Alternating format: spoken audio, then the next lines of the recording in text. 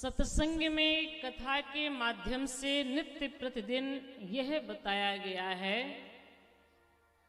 कि हर मानव प्राणी को अपने जीवन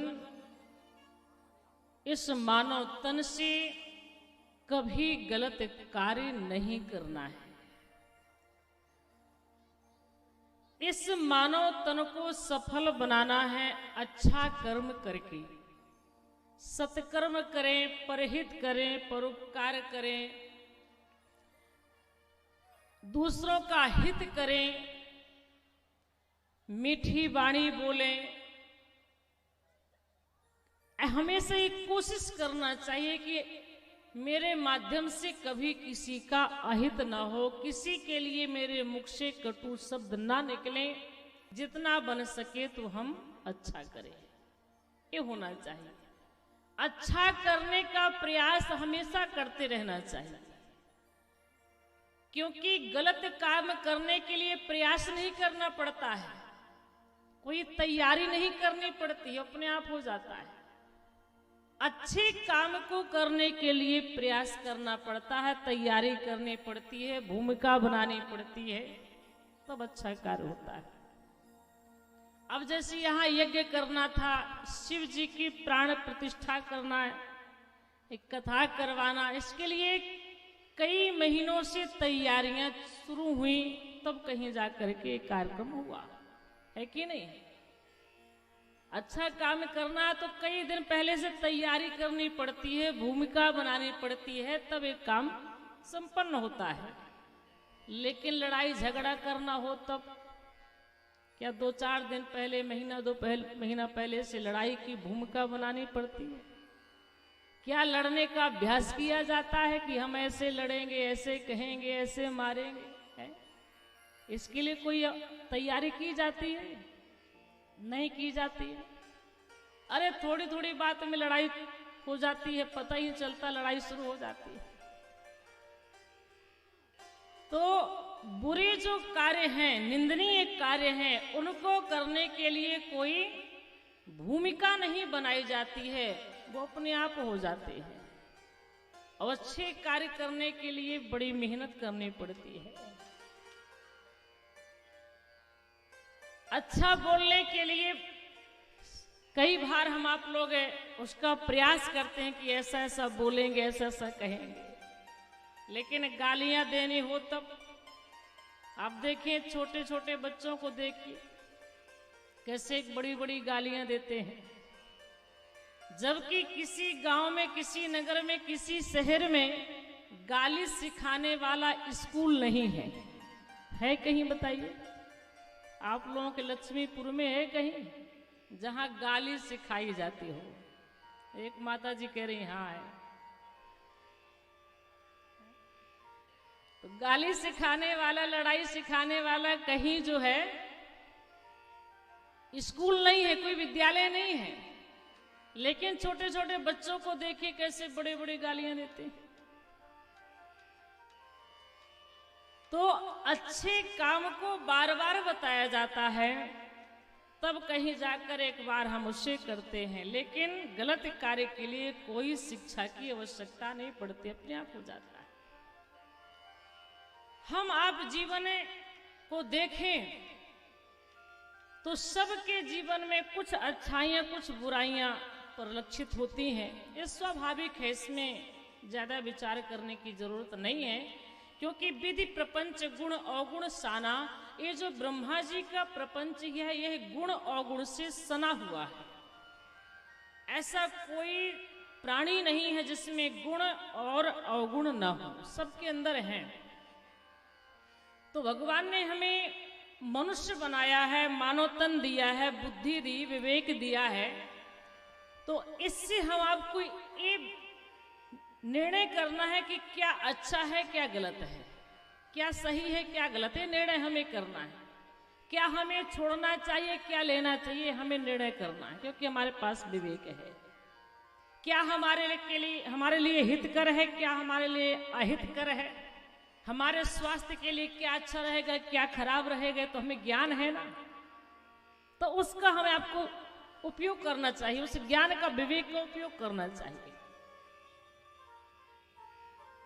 अभी सुशील कुमार श्रीवास्तव जी ने बताया कि बहुत ऐसे क्षेत्र में लोग हैं जो नशा करते हैं।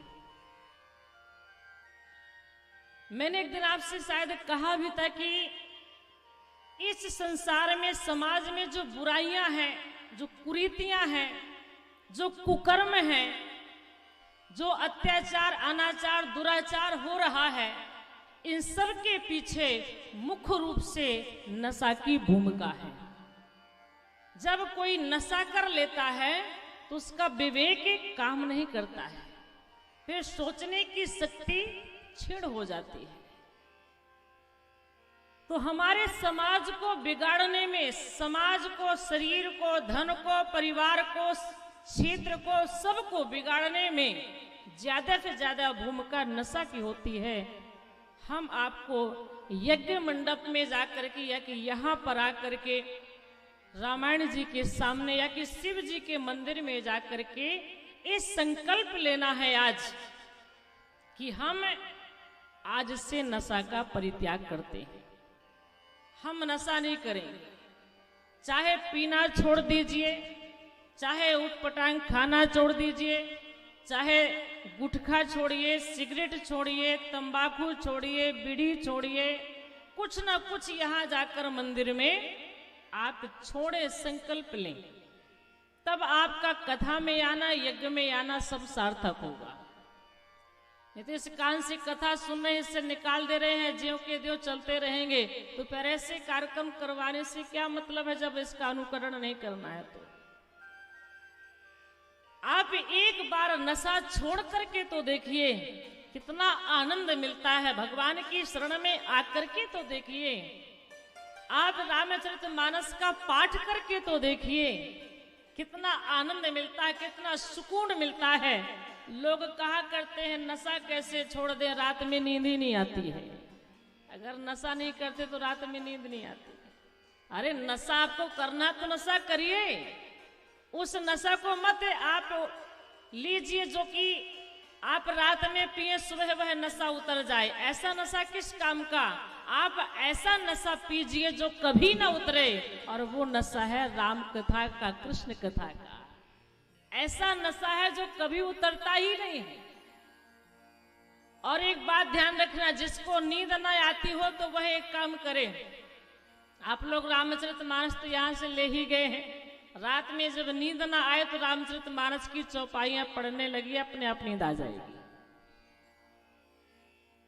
इसमें कोई जो है दुराय नहीं है, ये शाश्वत सत्य है। आप रामचरितमानस का पाठ करिए, नींद अपने आप आ जाएगी। आपको गोली, दवाई, नशा लेने की आवश्यकता नहीं।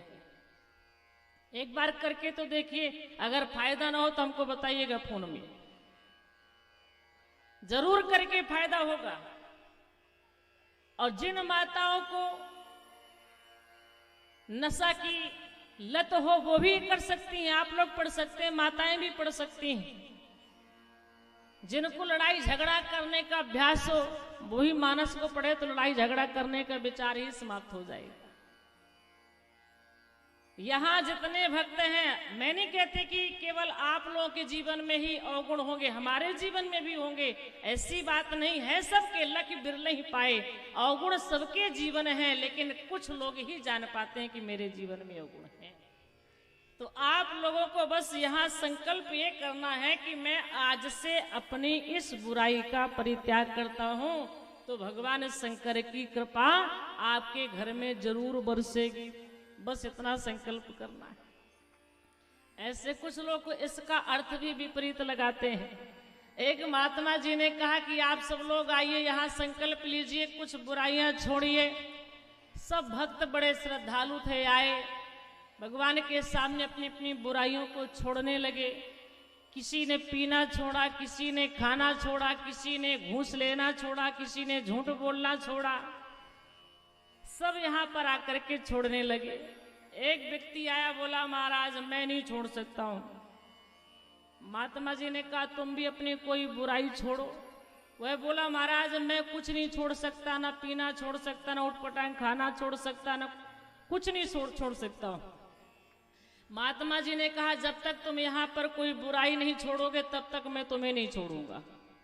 पहले यहां संकल्प लो, बुराई छोड़ो।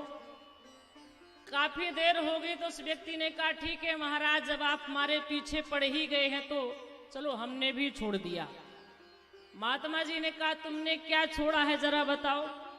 वह बोला, महाराज अब हमने छोड़ दिया है, बताएंगे नहीं, छोड़ दिया सो छोड़ दिया, अब क्यों बताएं। महात्मा जी ने कहा, नहीं तुमने क्या छोड़ा है जरा मुझे भी तो पता चले, बताओ तुमने कौन सी बुराई को छोड़ा है, क्या छोड़ा है। उसने कहा, महाराज जब आप हमारे पीछे पड़ ही गए हैं तो हमने भी छोड़ दिया है कि आज के बाद कभी सत्संग में कथा में नहीं जाएंगे।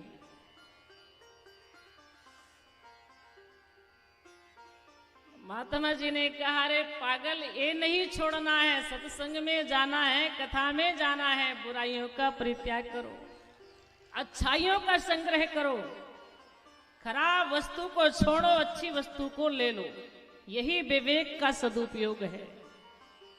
एक मैया बड़े ध्यान से कथा सुन रही थी, उन्होंने बस पूरी कथा में यही समझा कि महात्मा जी ने कहा है कि अच्छी चीज को लेना चाहिए, खराब को छोड़ना चाहिए, बस इतना ही उन्होंने 3 घंटे में समझा।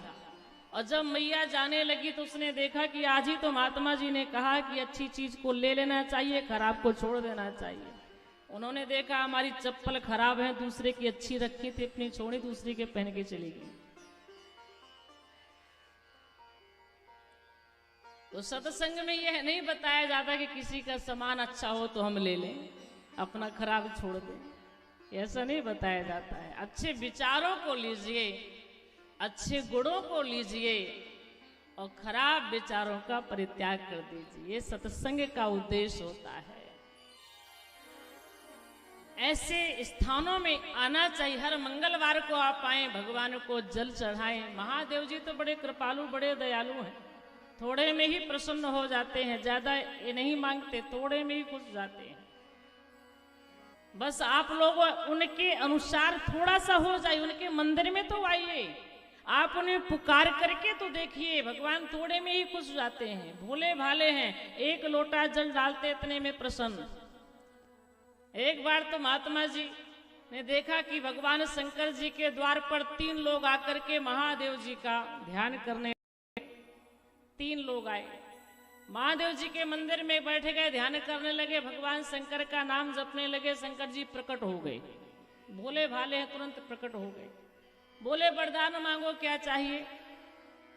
उनमें से एक सेठ भाई था, दूसरा सोनी भाई था और तीसरा चोर था। महादेव जी ने कहा, तुम तीनों मांगो, तुम्हें क्या चाहिए। सेठ जी ने कहा, प्रभु ऐसा वरदान दीजिए ताकि मेरा व्यापार बढ़िया चले, मेरे घर में बहुत पैसा रहे। महादेव जी ने कहा, तथास्तु। सोनी जी ने कहा, प्रभु आप मुझे ऐसा वरदान दीजिए ताकि मेरा दुकान बढ़िया चले, मेरे घर में बहुत सारे सोने के आभूषण हो। महादेव जी ने कहा, तथास्तु। तीसरे नंबर में चोर खड़ा था, शंकर जी ने कहा, भैया तुम भी कुछ मांग लो। चोर ने भगवान शंकर को ऊपर से नीचे तक कई बार देखा, इनके शरीर में एक कपड़ा नहीं है, सोने चांदी का एक आभूषण नहीं है, ये स्वयं पर्वत पर रहते हैं, चिता की भस्म को लपेटे हैं, मनुष्य की खोपड़ी का माला पहने हैं, सर्प बिच्छू गले में डाले हैं, ये हमें क्या देंगे, इनके पास जब खुद नहीं तो ये हमें क्या देंगे।